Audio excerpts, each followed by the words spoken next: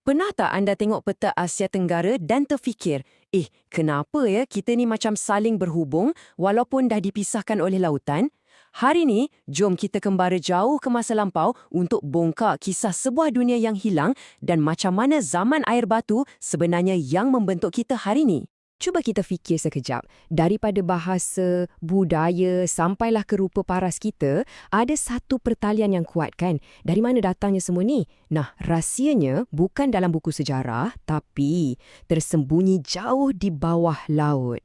Jawapannya ialah pentas Sunda. Cuba bayangkan, ia bukan sekadar tanah biasa, tapi sebuah benua mini yang pernah jadi pusat tamadun di Asia Tenggara. Inilah tanah air purba kita yang dikongsi bersama. Saiznya, lebih 3.2 juta kilometer persegi. Besar tu. Itu dah hampir 2 kali ganda saiz Indonesia sekarang tau. Bayangkan, satu dunia tanpa sempadan laut di mana nenek moyang kita dan haiwan-haiwan liar boleh bergerak bebas ke mana-mana saja. Semua negara yang kita kenal hari ini, Burma, Thailand, Laos, Kemboja, Vietnam, Semenanjung Tanah Melayu, Borneo dan juga Singapura, dulu sebenarnya bersatu sebagai satu daratan yang sangat luas. Waktu tu, tak wujud lagi Selat Melaka atau Laut Jawa yang memisahkan kita. Inilah soalan paling besar. Kalau pentas Sunda ni begitu gah dan penting, kenapa hari ini ia berada di dasar laut? Apa sebenarnya yang dah berlaku? Puncanya satu je. Satu peristiwa global yang sangat dramatik.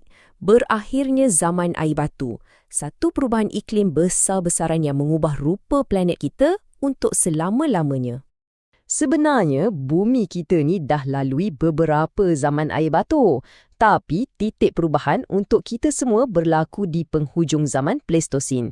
Kira-kira 10,000 hingga 20,000 tahun yang lalu, dunia mula berubah secara mendadak. Inilah dia, titik perubahan dalam cerita kita.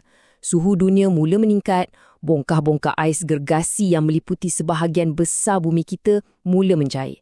Dan kadar cairnya tu memang tak pernah berlaku sebelum ni. Apa kesannya? Antara 17,000 hingga 20,000 tahun yang lalu, paras laut global melonjak naik. Bukan sikit-sikit ya, tapi antara 100 hingga 120 meter. Air sebanyak tu dah lebih daripada cukup untuk menenggelamkan sebuah benua. Proses ni berlaku langkah demi langkah. Mula-mula, air batu yang cair di daratan membentuk sistem sungai purba yang sangat besar. Kemudian, sungai-sungai ni melimpah ruah, menenggelamkan lembah dan dataran rendah.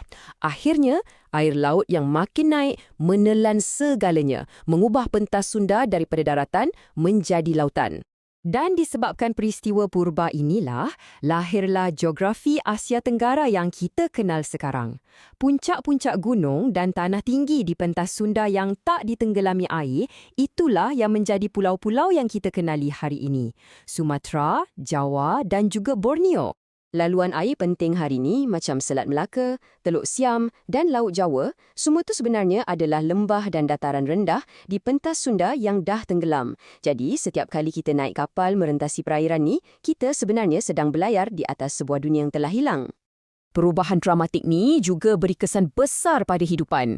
Haiwan-haiwan gergasi macam gajah purba Stegodon dan dubuk gergasi Pachyrhocota tak dapat nak sesuaikan diri dan akhirnya pupus. Tapi dari situ rantau kita bangkit semula dan menjadi salah satu kawasan tumpuan biodiversiti dunia, menempatkan 13% daripada semua spesies mamalia di planet ni.